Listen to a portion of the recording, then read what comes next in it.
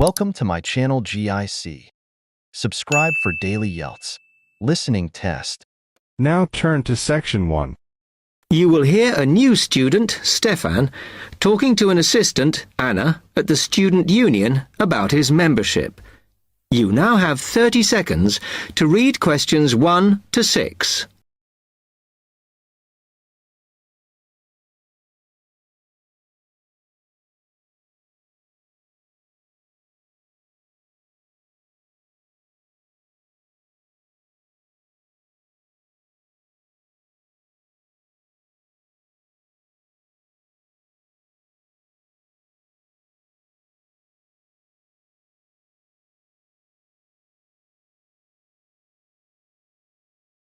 Now listen carefully and answer questions 1 to 6.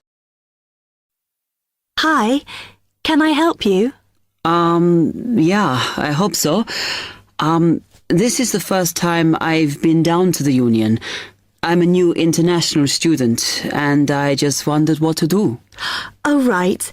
Well, normally we ask international students to fill out this form, and we put your details on the wall by reception.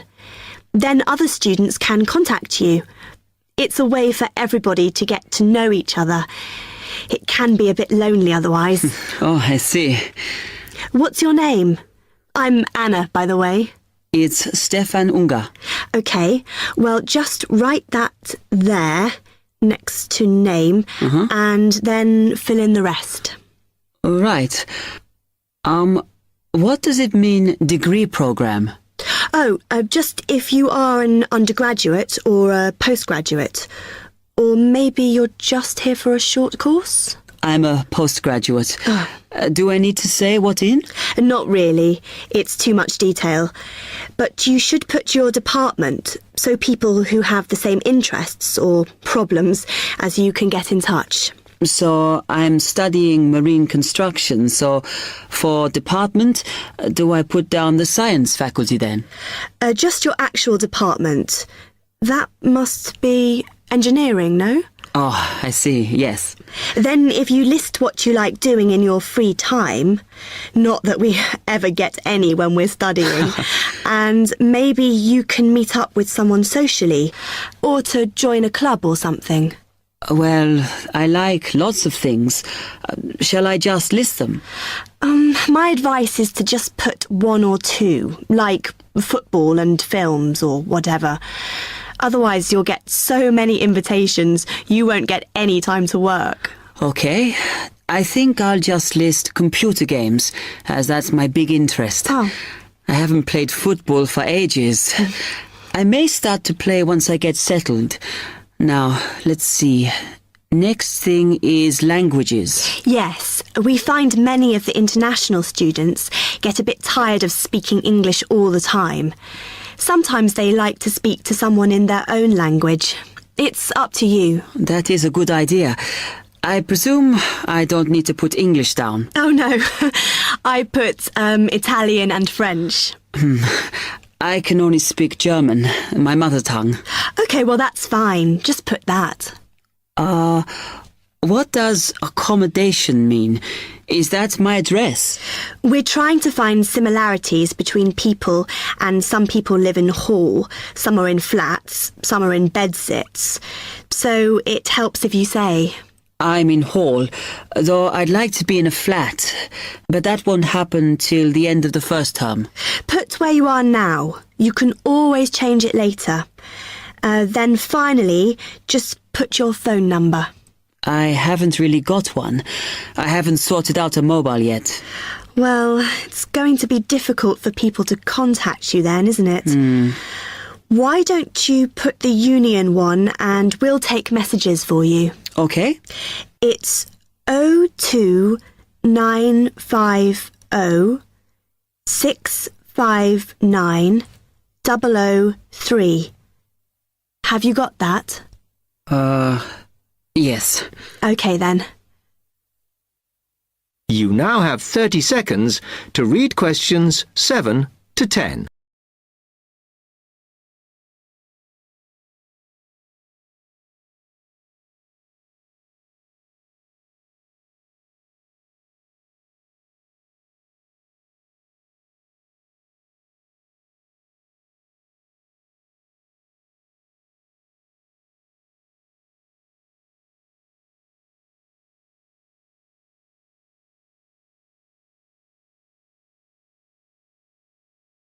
Now listen carefully and answer questions 7 to 10.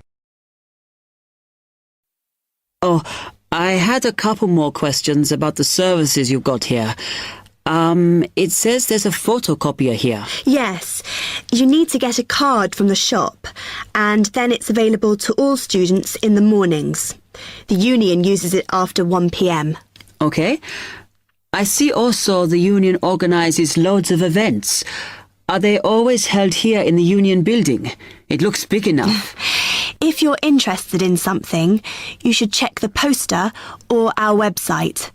In fact, we normally use the Round Theatre, opposite the conference centre for most events, because the sound system is better. Right, I'll do that. Also, I wanted to hire a van. Can I do that through you? No. You need to present a case, really. They're not just available for hire to anyone. The president said we have to limit who is allowed to hire them. The person you need to see is the transport secretary. She's on the 2nd floor. Okay, thanks. The other thing is, are all the discounts we get with our union card listed on the back of the card? I thought there might be more. No, that's it, I'm afraid. Mainly books, clothes and music. Though we are currently negotiating to get one on newspapers, so that should be valid from next term. Okay, thanks a lot for your help. That is the end of section 1. You now have half a minute to check your answers. Now turns to part 2. Part 2. You'll hear an introduction about how to make a resume and apply for a job. First, you have some time to look at questions 11 to 17.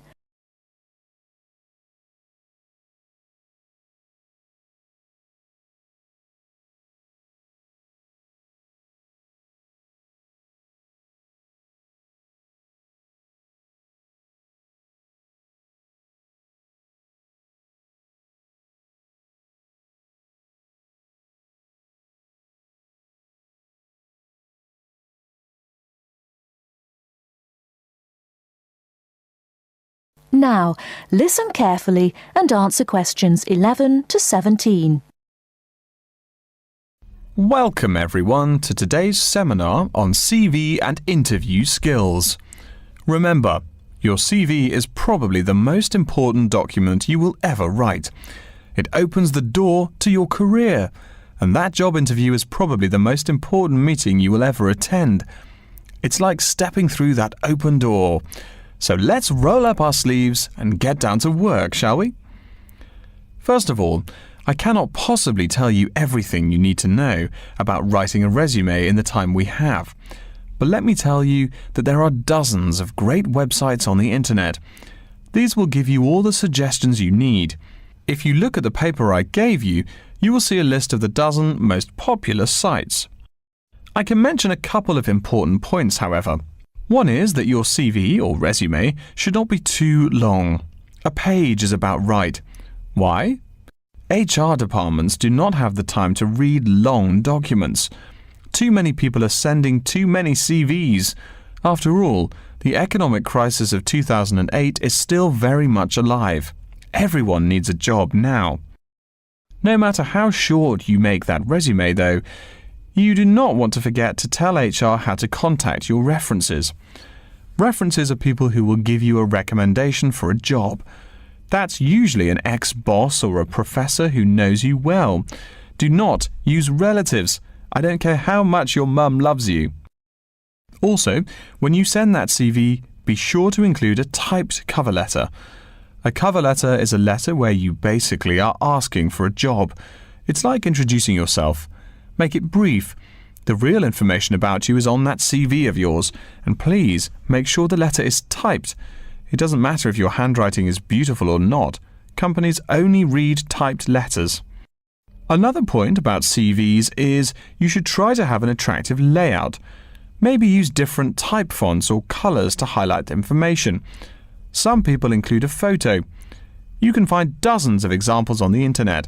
Whatever layout you decide to use, however, avoid all spelling and grammar errors. I used to be an HR manager. If I saw a mistake, that CV went into the garbage. Something you write in a CV is a description of your skills and experiences in an interesting way. Mention training too. I mean, these are what get you hired. Do not just say, I have lots of experience, or I have many skills.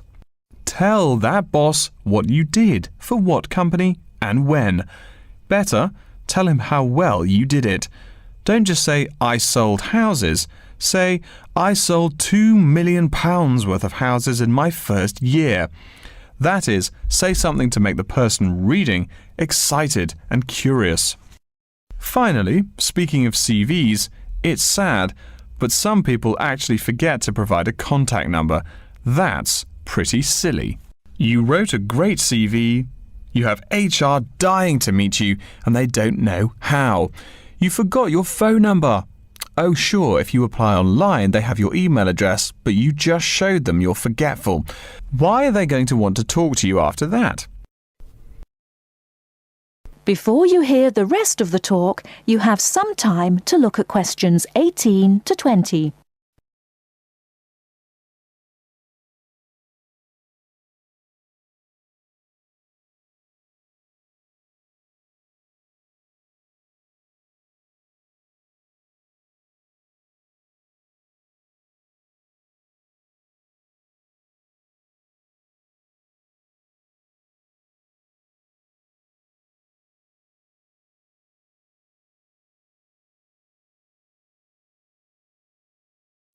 Now listen and answer questions 18 to 20.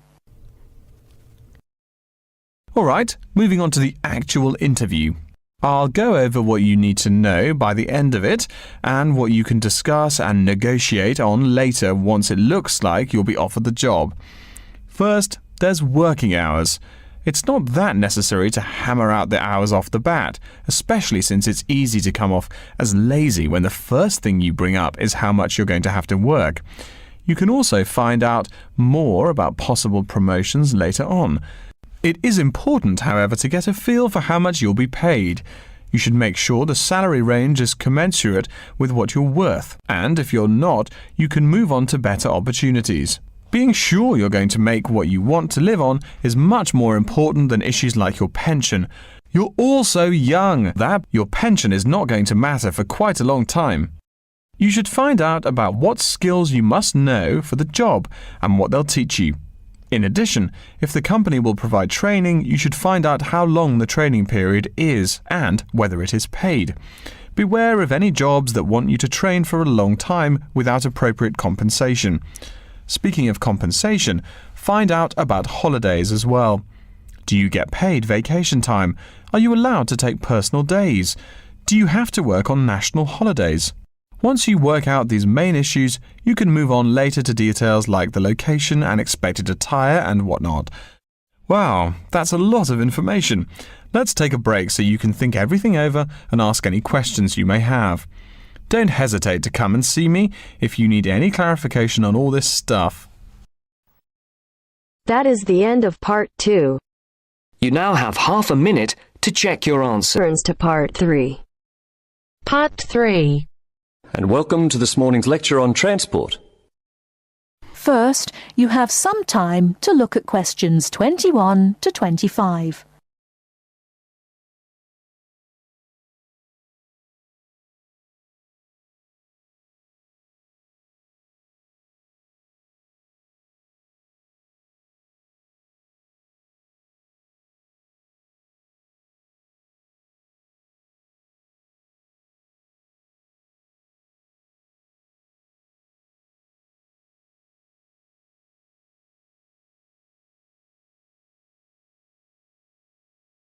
Now listen carefully and answer questions 21 to 25.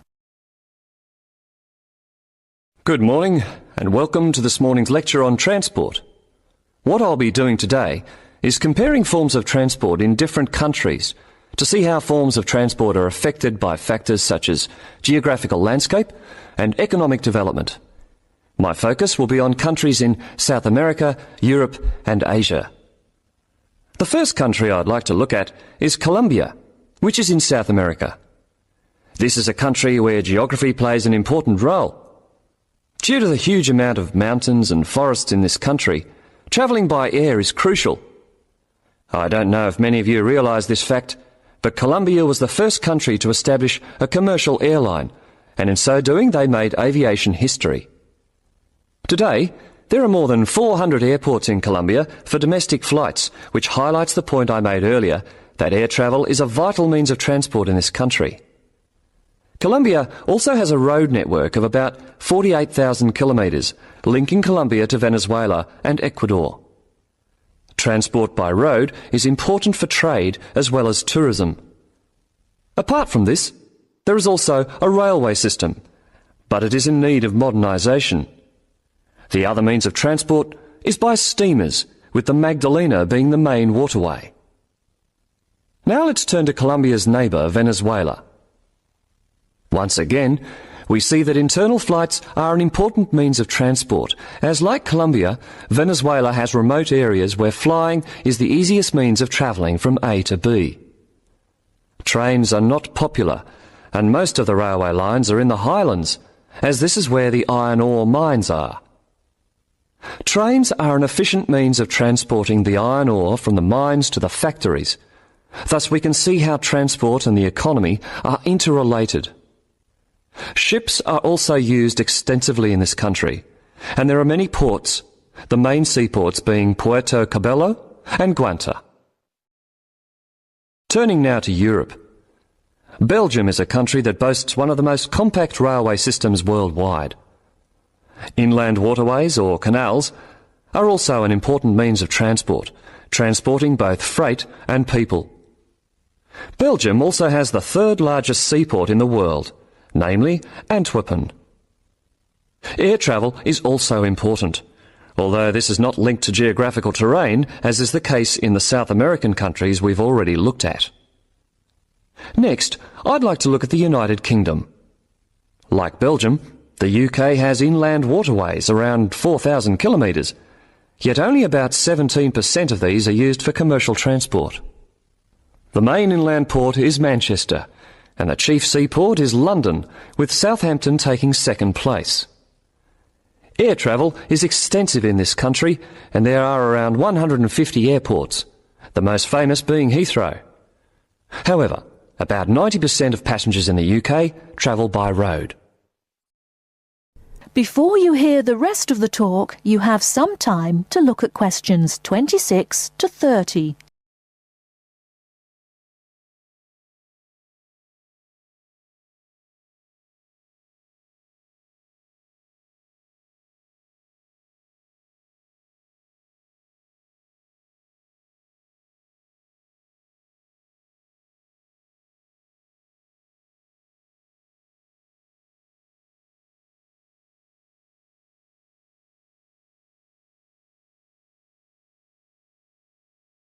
Now listen and answer questions 26 to 30. Finally, I'd like to look at two Asian countries. China is a country which reveals how geographical size affects transport development. Roads and railways are widely used, and this has led to a huge amount of bridges being built, such as the Yangtze Bridge, which is probably the most widely known. The Yangtze Bridge is 1.6 kilometres long and is built on two levels. The upper tier is for cars and pedestrians, while the lower is for trains. Railways are especially important, and over 80% of freight and passengers are transported by rail. With such a high proportion of people using trains, it is not surprising that governments in countries like China are prepared to invest in the railway system. Obviously, a fast and effective train service will encourage businesses and the general public to continue using it. The last country I'm going to mention is Japan, which has one of the most advanced transport systems in the world. The railway system is highly developed, and the Tokaido Railway, connecting Tokyo and Osaka, has trains that can travel up to 250 kilometres per hour. Ships are also a vital means of transport in both international and domestic areas. To summarise, we can see that transport varies throughout the world, yet the importance of transport networks, be they air, sea, rail or road, cannot be underestimated. That is the end of part 3. You now have half a minute to check your answers. To part 4. Part 4. You will hear a lecture on environmental science. First, you have some time to look at questions 31 to 40.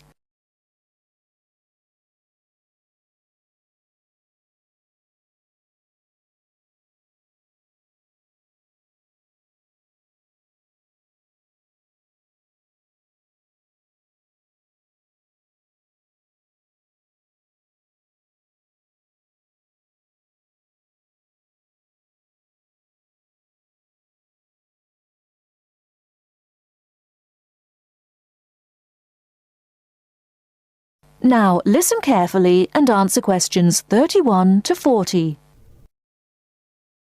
Good morning and welcome to yet another lecture in environmental science. I don't think I'm telling you a secret when I mention that water is a big worry here in Australia. The stuff is scarce. Perhaps that's why we drink so much beer, eh? Seriously though, a safe and reliable source of water is one of the great concerns of people everywhere.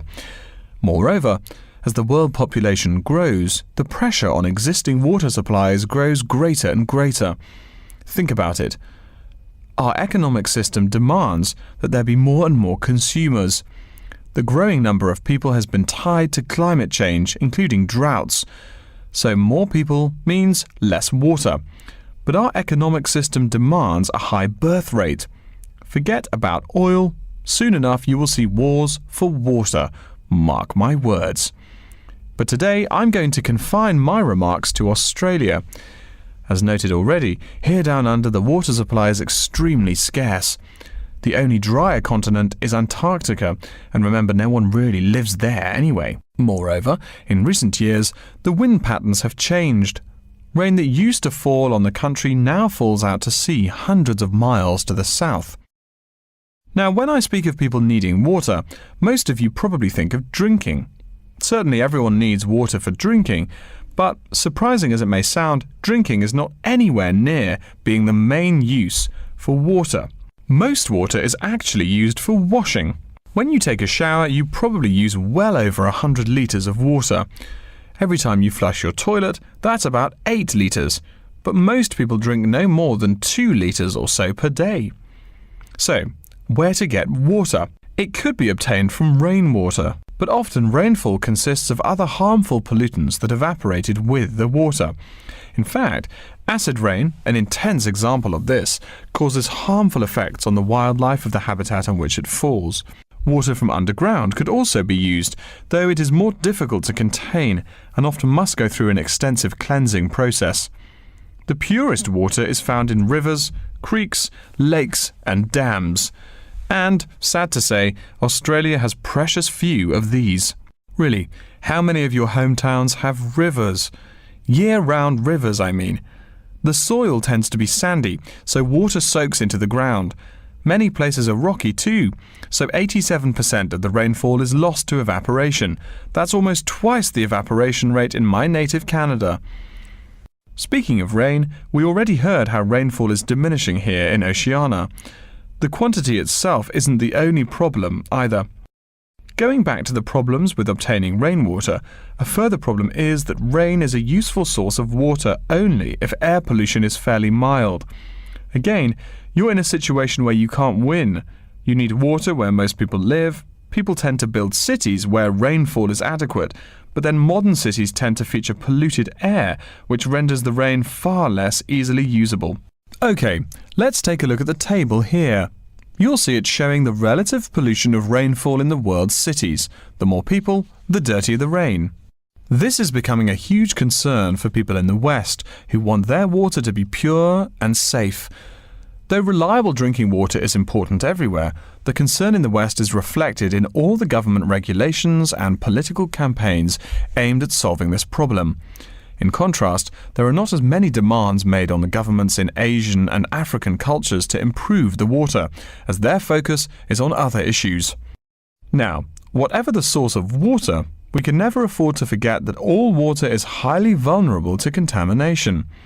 Whether we're getting it from the ground, from bodies of water, or rainfall, it is susceptible to a variety of toxins. In fact, that's why we clean it before using it.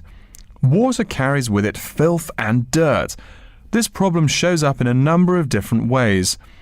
As humans and all other animals need water to survive, it's no surprise to us that one of the most important domestic uses of water is for drinking. Yet, if you have old-fashioned lead pipes, you may slowly be poisoning yourself by drinking that nice clear water.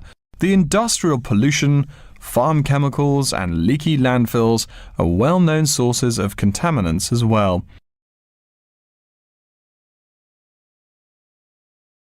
So what is being done to ensure we Australians a safe and steady supply of drinking water? There are a lot of initiatives that make admirable efforts to remedy this issue. We'll be talking about this when we meet again on Thursday, but as a preview, I can tell you that so far the amount of real solutions that have been produced is not nearly adequate. Traditionally, we've been very free in this country. That means that every person and every province tend to go its own way. So the mechanisms for water management are, in a word, insufficient. To begin seeing how this is so, I want you to read something before our next class. Though a lot of previous data on water usage and water management are inconclusive and have thus caused quite a concern, we can learn a lot from the contents of reports written on the subject. The basis for the government's water policy is the 1989 White Paper reporting on water use, present and future. If you compare the numbers offered in the paper with those in the text, you'll find that the report is rather untrustworthy. Truth being told, I'm being too kind when I say that. That is the end of part 4. You now have half a minute to check your answers.